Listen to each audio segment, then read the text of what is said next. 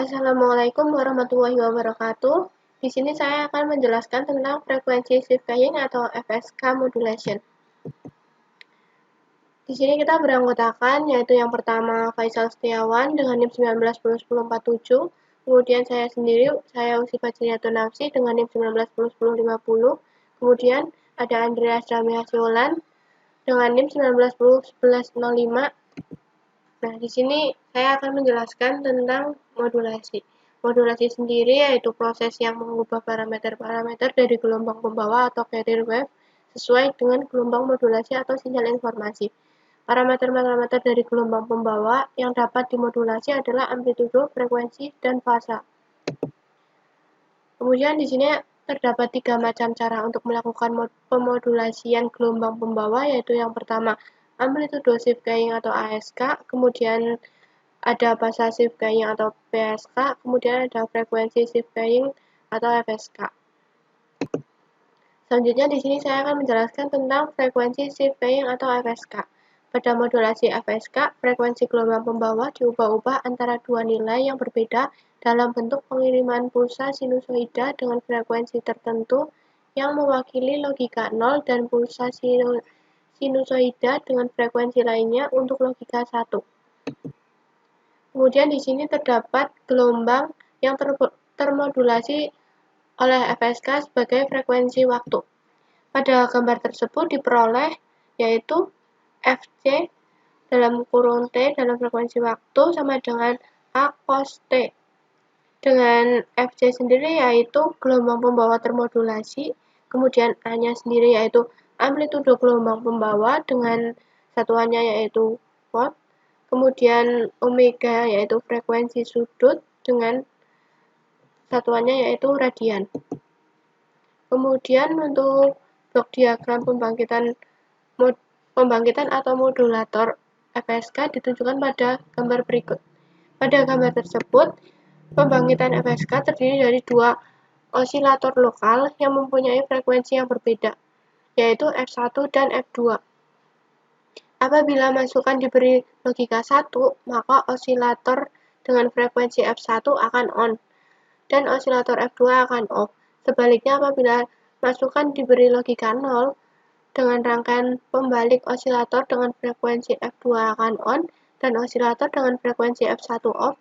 Jadi, pada keadaan ini, modulator FSK menghasilkan frekuensi F2. Sekian penjelasan dari FSK sendiri, kemudian untuk skripnya dapat dijelaskan oleh Faisal Setiawan. Baik, di sini saya akan menjelaskan untuk codingannya. Nah, pada baris 2 sampai 8 itu codingan ini untuk mensimulasikan data input yang mana data input tersebut nilai X-nya itu 0110010 merupakan binary information. Kemudian selanjutnya pada baris 10 sampai 25. Nah, pada bagian ini kita akan mensimulasikan input informasi untuk menjadi sinyal digital. Nah, kemudian selanjutnya terdapat binary FSK modulasi dimulai dari baris ke-27 sampai baris 47. Nah, pada bagian ini terdapat 3 bagian. Nah, pada baris 27 sampai 33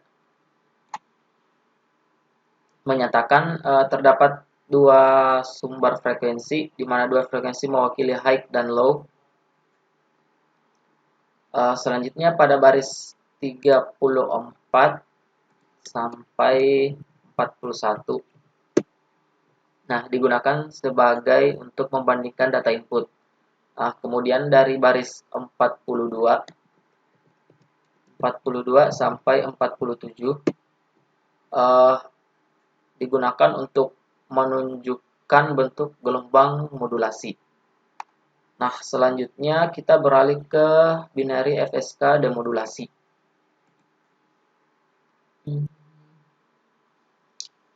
Nah, pembahasan ini mulai dari baris 49 sampai baris 87. sampai ke bawah. Nah, untuk baris 49 sampai 60 itu 49 sampai 60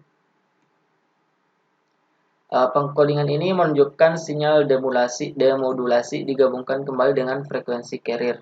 Nah, kemudian pada baris 61 sampai 80, nah bagian ini hasilnya dibandingkan dengan amplitudo sinyal carrier. Selanjutnya pada baris 81 sampai baris 87, bagian ini untuk frekuensi demodulasi dengan kode untuk memplot bentuk gelombang FSK modulasi, sehingga pengkodingannya ini akan memunculkan bentuk gelombang dari hasil demodulasi. Nah, selanjutnya untuk figur hasil sinyal FSK akan dijelaskan oleh Mas Andre. Oke, baik, saya akan menjelaskan tentang figur hasil dari runnya tersebut. Nah, yang pertama itu kan ada yang sinyalnya 0 terus 1. Nah, untuk yang 0 ini tuh artinya low, terus yang satunya ini artinya high. Terus untuk yang di bawahnya sendiri itu kalau dia yang 0 itu berarti dia menandakan dia renggang nih, seperti ini. Renggang. Nah, kalau dia rapat gini, sinyalnya itu artinya dia high. Nilainya 1. Terus untuk yang di bawahnya itu demodulasinya itu sama juga seperti yang keduanya tadi ya, yang di atas. Kalau dia 0 itu berarti sinyalnya itu low, dan yang high itu nilainya 1 gitu. Sama juga seperti ini berarti. Yang ini kan ada jarak nih sama seperti atas, berarti sinyalnya high, berarti dia rapat. Terus yang untuk di bawah kan sinyalnya low, berarti terdapat kerenggangan di sinyalnya. Sekian dari presentasi video dari kelompok kami. Apabila ada salah kata, mohon maaf. Terima kasih.